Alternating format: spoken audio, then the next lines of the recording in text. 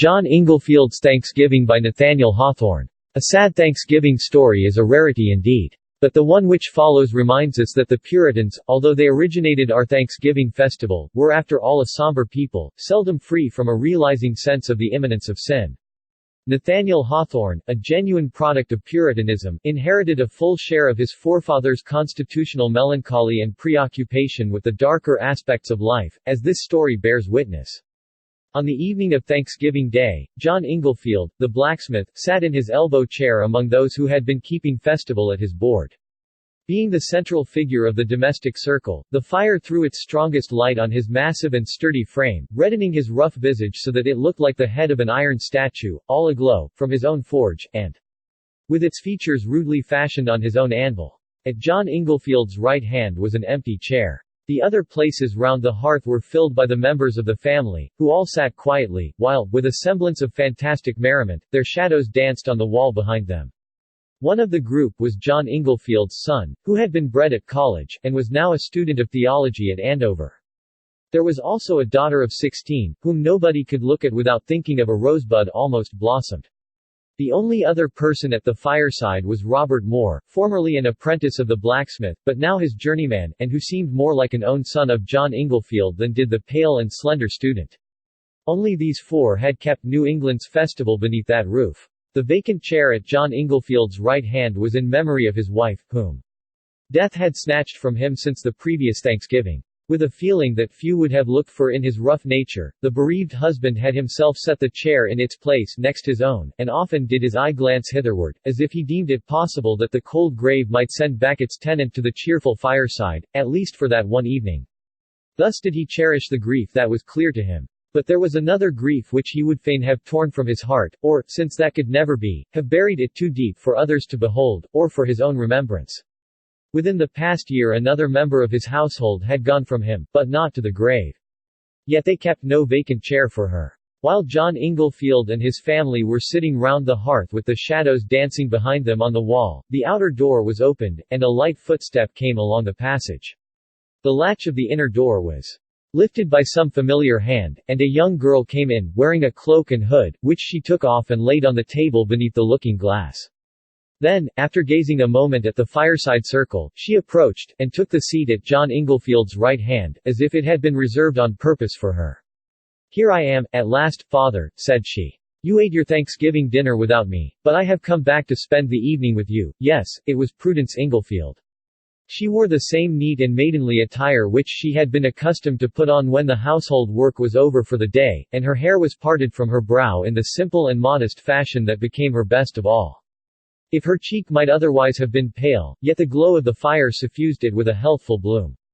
If she had spent the many months of her absence in guilt and infamy, yet they seemed to have left no traces on her gentle aspect. She could not have looked less altered had she merely stepped away from her father's fireside for half an hour, and returned while the blaze was quivering upward from the same brands that were burning at her departure. And to John Inglefield she was the very image of his buried wife, such as he remembered on the first Thanksgiving which they had passed under their own roof. Therefore, though naturally a stern and rugged man, he could not speak unkindly to his sinful child, nor yet could he take her to his bosom. "You are welcome home, Prudence," said he, glancing sideways at her, and his voice faltered. "Your mother would have rejoiced to see you, but she has been gone from us these 4 months." "I know, father, I know it," replied Prudence quickly. "And yet, when I first came in, my eyes were so dazzled by the firelight that she seemed to be sitting in this very chair." By this time, the other members of the family had begun to recover from their surprise, and became sensible that it was no ghost from the grave, nor vision of their vivid recollections, but Prudence, her own self. Her brother was the next that greeted her. He advanced and held out his hand affectionately, as a brother should, yet not entirely like a brother, for, with all his kindness, he was still a clergyman and speaking to a child of sin. "Sister Prudence," said he, earnestly, "I rejoice that a merciful providence hath turned your steps homeward in time for me to bid you a last farewell. In a few weeks, sister, I am to sail as a missionary to the far islands of the Pacific. There is not one of these beloved faces that I shall ever hope to behold again on this earth. Oh, may I see all of them, yours and all." Beyond the grave, a shadow flitted across the girl's countenance. "The grave is very dark, brother," answered she, withdrawing her hand somewhat hastily from his grasp.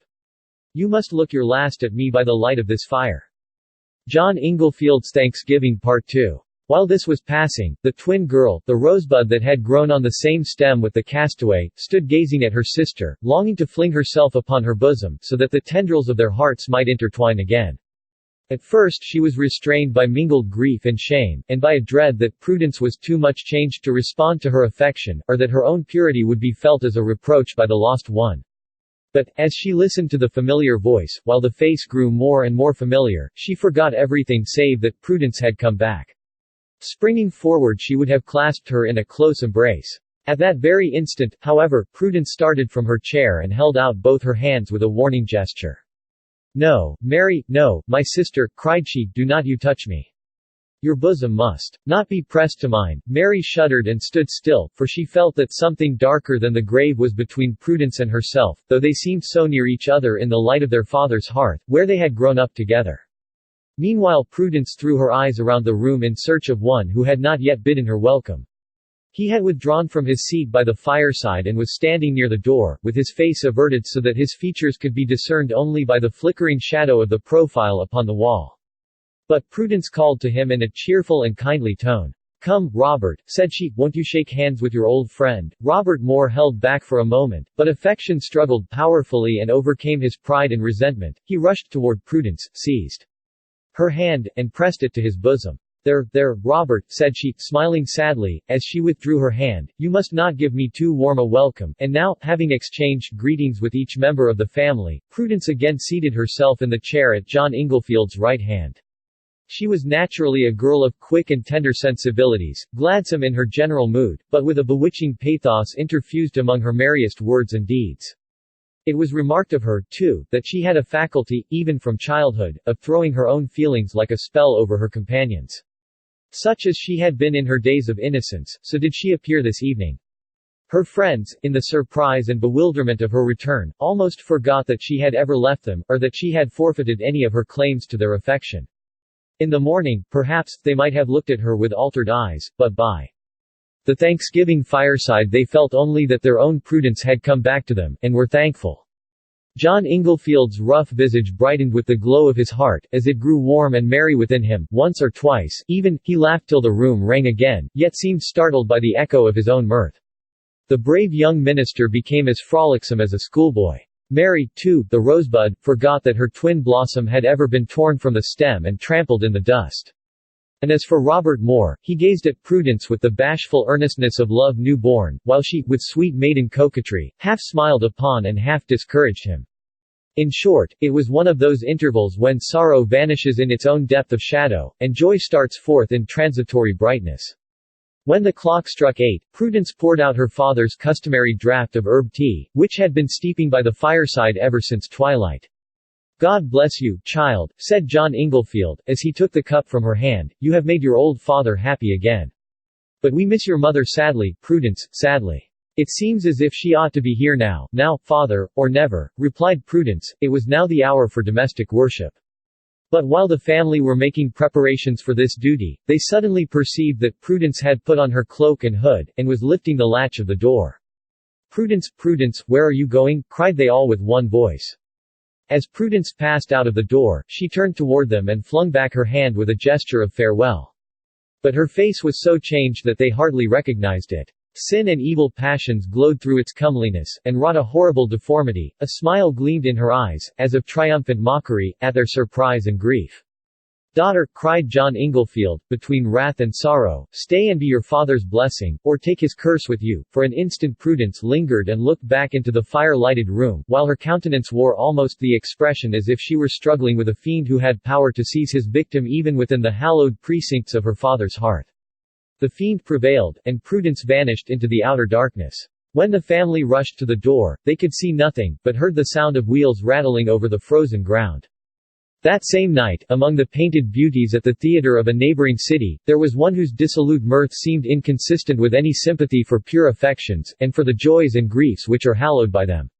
Yet this was Prudence Inglefield. Her visit to the Thanksgiving fireside was the realization of one of those waking dreams in which the guilty soul will sometimes stray back to its innocence. But sin, alas, is careful of her bondslaves. They hear her voice, perhaps, at the holiest moment, and are constrained to go whither she summons them. The same dark power that drew Prudence Inglefield from her father's hearth, the same in its nature, though heightened then to a dread necessity, would snatch a guilty soul from the gate of heaven, and make its sin and its punishment alike eternal.